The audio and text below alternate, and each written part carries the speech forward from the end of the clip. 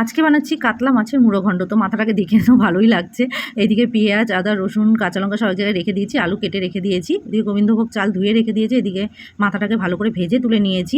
তারপরে সেই তেলে দিয়ে দিলাম জিরে, গরম মশলা, শুকনো লঙ্কা, পেঁয়াজ, লবণ দিয়ে ভালো করে নেড়ে চেড়ে আলুটাকে দিয়ে ভাজা ভাজা করা হবে। ভালো করে ভাজা আর সিদ্ধ হয়ে এলে তখন দিয়ে দিতে হবে যে আদা, রসুন, কাঁচা লঙ্কার পেস্টটা দিয়ে দিতে হবে, জিরে বাটা দিয়ে দিতে হবে, হলুদ গুঁড়ো, টমেটো কেচাপ দিয়ে ভালো করে নেড়ে চেড়ে একটু ঢেকে ঢেকে আরেকটু করে নেওয়া হবে। দিয়ে গোবিন্দভোগ চালটাকে ধুয়ে রাখা ছিল সেটা দিয়ে নেড়ে চেড়ে ঢেকে ঢেকে নাড়া হলো। আর এদিকে ফুটনো যে গরম জল করে রাখা ছিল সেটা দেওয়া হলো। আর মাছের মাথাটা দিয়ে ভালো করে সেদ্ধ হতে টাইম দিতে হবে। মাথাটা ভালোভাবে সেদ্ধ হয়ে এলে ওটাকে খুন্তি দিয়ে ভালো করে ভেঙে দিতে হবে।